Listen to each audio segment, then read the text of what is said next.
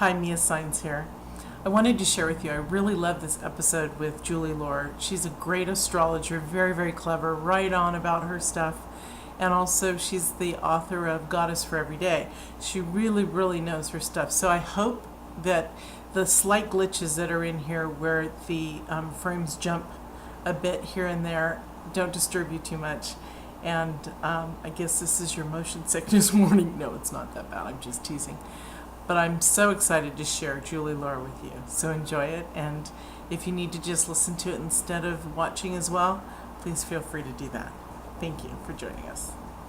Hello and welcome to Supreme Feminine Essence, the gifts you were born with. I'm Mia Saenz, your host, and with me this segment is Julie Loar. And she is an astrologer and also the author of The Everyday Goddess, or Goddess for Every Day. And they're both the same because we are goddesses. So I'm excited to have you on, Julie. Can you share your journey with us from, doesn't matter where you realize that you had this love or talent of astrology to, to this very moment even. So share your journey with us, please. It's been a long one. I grew up in a family where my mother and my aunt had to go to work to put the men in the family through college. So I grew up with a mother who said, no matter what I do, you're going to go to college. So it sort of was instilled in me very early. The recent part of the journey began about 2006 when someone hired me to ghostwrite a novel about Mary Magdalene, in fact. So that caused me to begin a journey of research, which I absolutely love. And I then discovered all of these texts, all of these sources that I had no idea existed except in the periphery. And I thought, why don't we know? Why don't we know that this exists? So it was a journey of discovery and realizing how far back in time the sacred feminine has been worshipped, honored, recognized, but then lost, really, about 4,000 years ago or so with the coming of the patriarchy. Astrologically, as an aside, that relates to the age of Aries, the age of the warrior and the hero, and I think that had a great deal to do with it. We're just coming out of the age of Pisces, which is really another patriarchal sort of age. And so as we are on the cusp of the age of Aquarius, things are changing, and the feminine is awakening all over. So it's been a very deep personal journey for me. The journey of writing this latest book was a very amazing journey, which we can certainly talk about more specifically with questions. But I think as many women, and I'm sure all the women and men that are going to participate in your summit, have this urge to bring the feminine back into balance, to bring this awareness back into people's consciousness, not just in women, but in men as well. That's probably enough for a first answer to a question. It's really a beautiful balance when a woman is in her proper alignment and the man feels secure and safe to be the powerful self that he is. We really need each other. The total duality there is so vibrant and important. I find it interesting that you're the third person. It's now like coming very, very fast. Person I'm interviewing, not necessarily on the summit. There is another woman who wrote the Magdalena Path, but that writes about Mary Magdalene, and it's amazing to me. So why is the goddess so important? And is it not enough just to believe in God? Because truly, I just want to say, religion has messed that up for a lot of people. Yeah. So. Well, that could be a whole other talk, couldn't it? And we may do that someday. That would be a whole other subject. I think that what's unfortunate in our Western culture is what we've done in the language to the pronouns. And yes, I suppose it's enough to believe in God unless you think that God is just a man. If you think that God is just a man or a he, then fully half of the human race is less than and has no way to connect directly with the divine. If we believe, for example, in Great Spirit, as the Indians do, then that Great Spirit doesn't really have a gender, and it makes it very, very different in terms of our ability to approach that sense of the divine. So I've had that discussion with many people. I think the other aspect of that for me is that if everything on earth is a mirror or a reflection of what's above, then the process of creation can't take place without both polarities. And it's the female who gives birth. So we have to have both sides. And I think that honoring the feminine side of the divine, as you said a moment ago, brings us back into balance, brings us back into equilibrium, and makes us whole. It does. Growing up, even as a young child, when I would pray or I was scared, I would refer to God as Father, Mother. And yeah, it's crazy because so many people have it instilled that God is a man in a chair with a white, beard and a staff, and kind of like the image, I guess, of Moses or Yes. or Noah, So it's very interesting where these myths come from, Yes. that does create havoc within a lot of people, Yes, and it's so interesting. And as you were asking about the journey, I realized that even growing up myself in my own generation in a Judeo-Christian culture, the God of the Old Testament is not nice.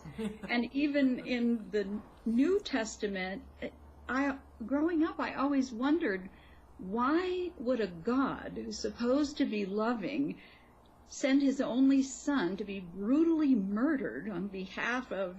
It never made any sense to me. Never made any sense to me. So I knew there had to be something somewhere off with the story, and sure enough, there is. Yeah. Can you share with us, is it true that goddess worship receded a single male deity?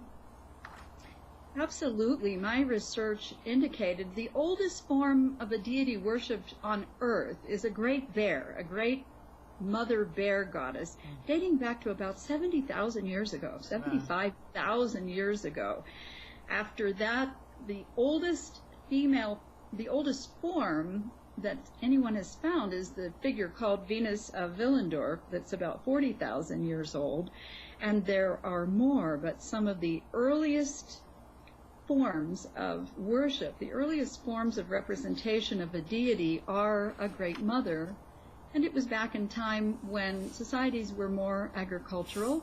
They recognized the cycle of the year and honored the shifting of the cycles of the seed planting and growth and then birth and flowering, and then the dark cycles. And they perceived that just like the cycles of a woman's life. The maiden, the mother, and the crone.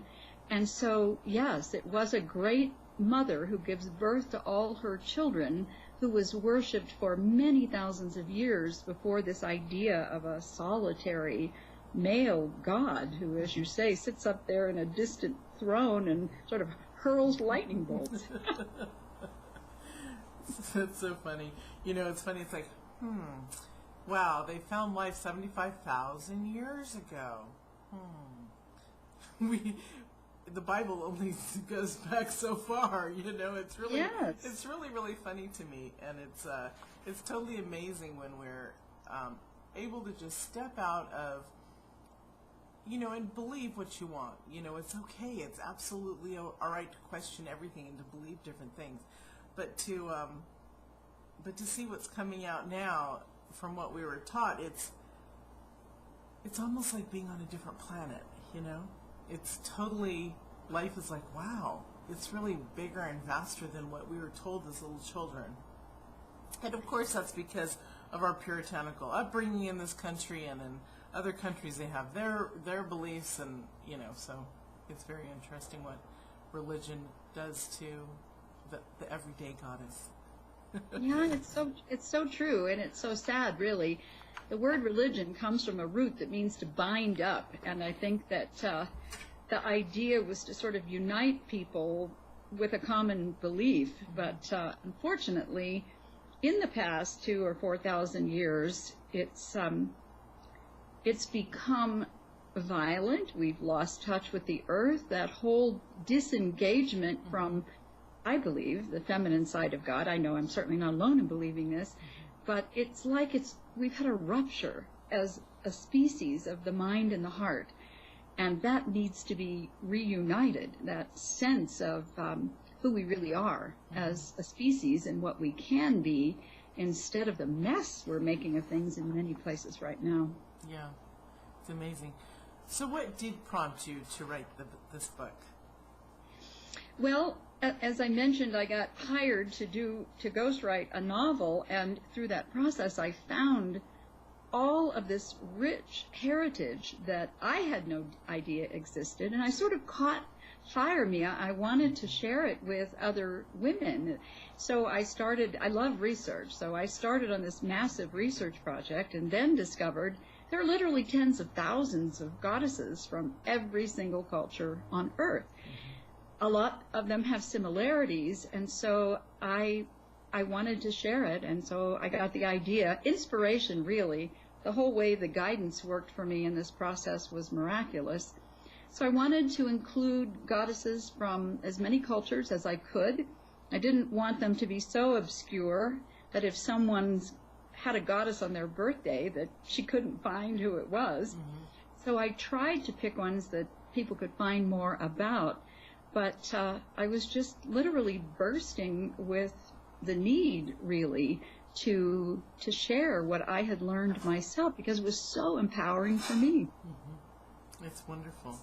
It's an amazing book, and it's really rich and in detail, and I suggest that people grab it and look at it and cherish it. I keep it on my desk.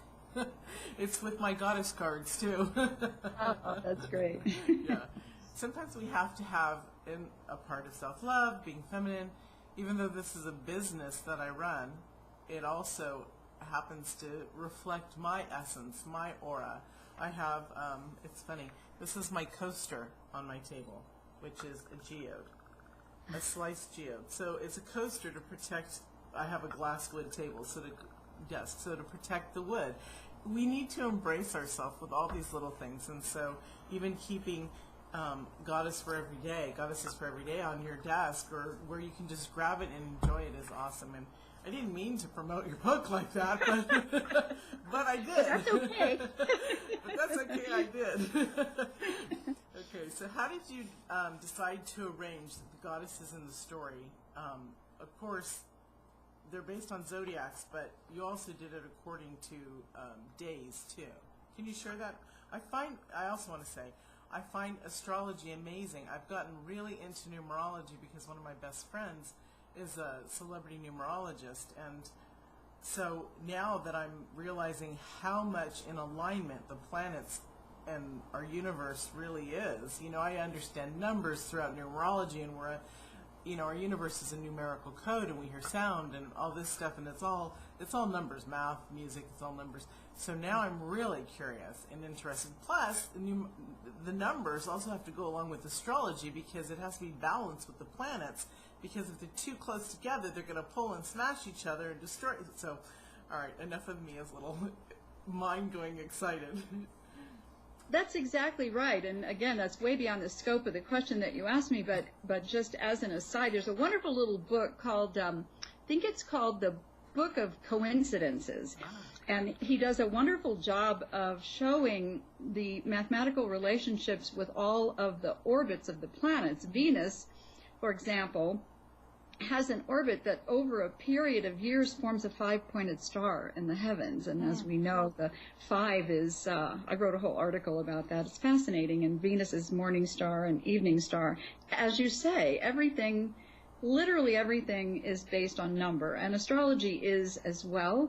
It's just been turned into a language of symbolism. Wow. So to answer your question, I struggled with how to organize the book. I knew in the beginning, I wanted to have a goddess for every day.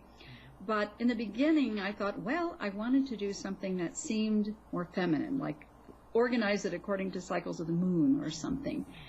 But ultimately, I made peace with the fact that every single culture on Earth has a relationship with what we call the zodiac.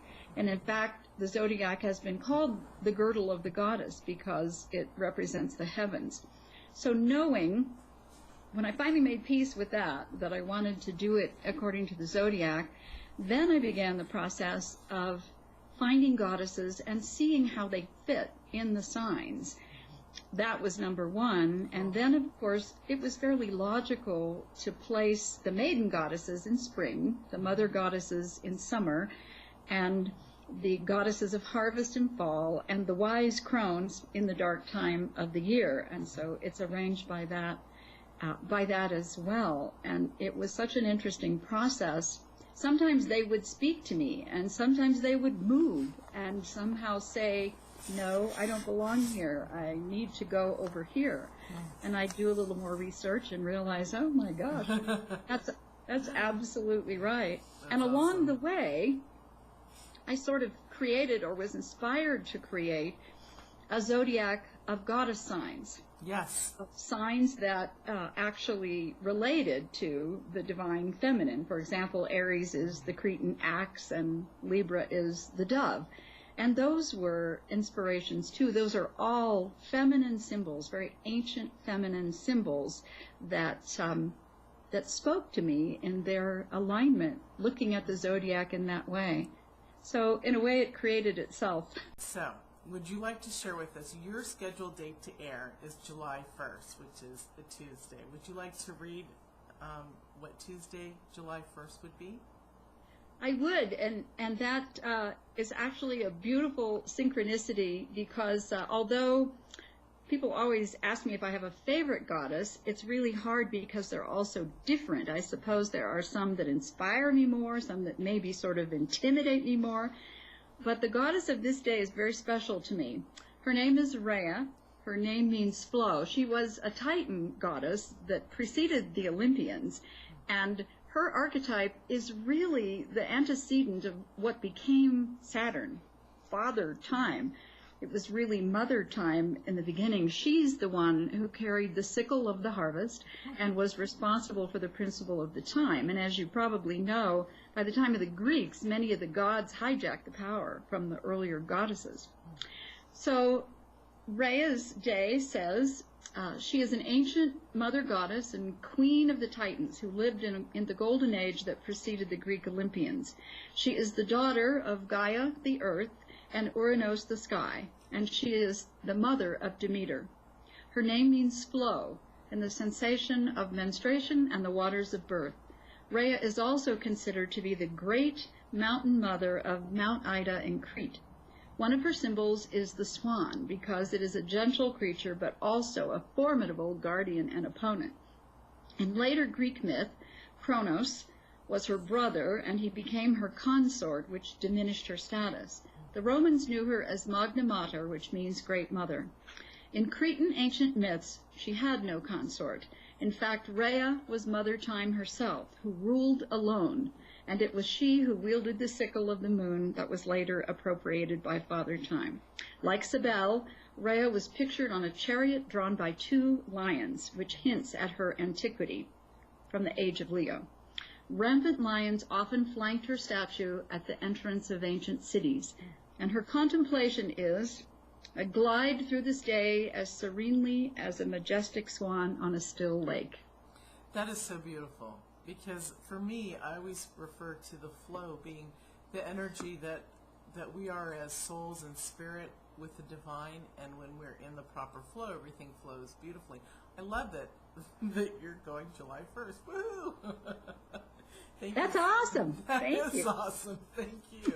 That's very awesome. And to have you share it and read it was even more fun. So thank you. Thank you I feel so like much. I've been at one of your readings or something, sitting on the floor at your feet. I love that. Thank you. Can you share with us why you included Joan of Arc, Mary Magdalene, Fatima, daughter of Muhammad, in your book? It's a great question because many of the goddesses in the book actually began as human women. And in the case of Mary Magdalene and Joan of Arc, both of them were demonized and made into something evil. Of course, Joan of Arc was literally burned as the stake, this amazing young female warrior who saved her country. Mary Magdalene, who, I mean, what could we say about that figure who again was so vilified and demonized? Both of those women were turned into Catholic saints, which to me is certainly the equivalent of a goddess, and the energy that they embodied. One as a priestess, in my opinion, Mary Magdalene, and Joan of Arc as a warrior, a holy warrior, like a bodhisattva. In the case of Fatima, her stories are amazing, and we can think of Islam as being a very patriarchal religion, which it is, but both Fatima and in fact also Mother Mary, the mother of Jesus, are considered almost saintly figures in that religion and worshipped in an amazing way. And of course, we pronounce it Fatima in Portugal, but that original place was named after Fatima, daughter of Mohammed. So to me, it gives women something to aspire to know that we're more than we believe, and we're all potentially so much more than we think we are. And to know that standing in our power, embracing our courage, transforms not only our lives, but the lives of everyone we come in contact with. So beautifully stated. Thank you. Those are my philosophies exactly. I love that. Thank you very much. That's beautiful. Would you like to share your free gift with us? I included as my free gift an article that I wrote entitled, "Shouldn't the Moon Have a Name?" And it's a very personal sort of exploration of why every other moon in our solar system has a name, but ours. We just call her the moon. So I did an exploration of myth and symbolism, and you have to read the article to come up with the answer, but that article's available on my website, and I guess you'll share it as well. Absolutely. It goes out in the daily email, the gift, so that's wonderful. So Julie, can you give us examples of how someone might use this book to find guidance? You know, it's interesting. It happened to me, as I think I mentioned a little while ago, Mia. When I wrote this book, I would have these amazing things happen that people have had them happen, but then you tell them and they think it can't be possible. I'd be searching for a goddess, or I'd be searching for something, and literally a book would fall off the shelf and open. It would be just the thing I was looking for. Yeah. So a couple of ways. Some people use it as their morning, the way they begin their morning, and use it as sort of an oracle to start the day. Some people do it the last thing at night. It can be used like an oracle by formulating a question, holding it, and then letting the pages fan with your finger and see where it opens and where it stops, and see what that particular goddess might have to say to you, what her quality is or what she stands for, and that can speak to the answer to the question. Some people just do it randomly. They open it to any day rather than going through the year day by day. But I always encourage people to do a little more searching if a goddess really speaks to them. Get on the internet and find out more about her. As I said, I tried not to include any that were obscure so people could find more information. And everyone has a goddess on their birthday, but that might not be the one that speaks to them. Right. And so explore, find out who that is, dress up like that goddess, or research more about that point in time and see where you are in that circle. That's totally cool, because when we allow other feminine essences to embrace us and love us and have us love them and to grow from it is truly when we're in our feminine power. There's no fear, there's no anything. We're just bringing in something that we really truly already know deep in our soul. It's just opening up the door for more. And I do obviously, a lot of readers do their card readings with an intention, but I love how you said that about letting the pages flip open, because I do that all the time. I know that my direct answer will be wherever I either, can feel the energy with my hand. It's always my left hand, and then the page, and then that's it. So it's brilliant when you allow yourself to, and these are the gifts that we're talking about, the gifts you were born with.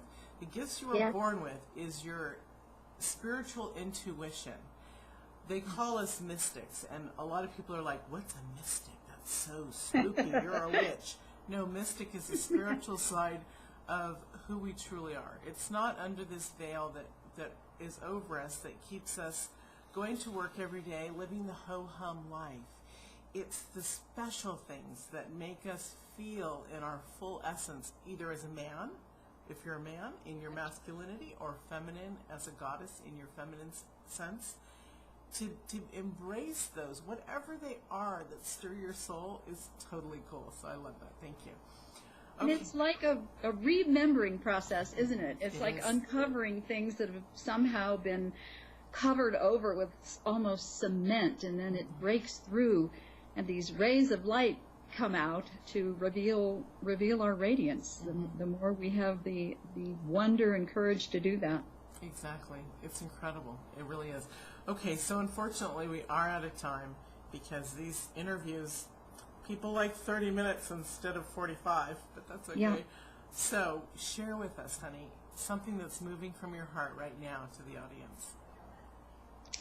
Well, I think, I feel it really very deeply. I guess a lot of women are waking up and encountering relationships with other women that inspire them, and finding sheroes to act or use as examples. But the one thing that's very simple that anyone can do is to begin to consciously move along with the phases of the moon, that creative process of cycles that we have every single month, that everyone can see. We can't always see the stars, but just to know that every single month is a complete cycle of birth, growth, decay, and death, and renewal.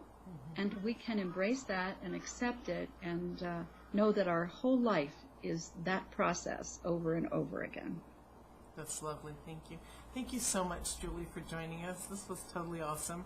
And your credits are on at the end, so at the end of the segment. So thank you. I really appreciate it. Thank you, Mia. It's been a wonderful opportunity and a blessing to do this with you. It's wonderful.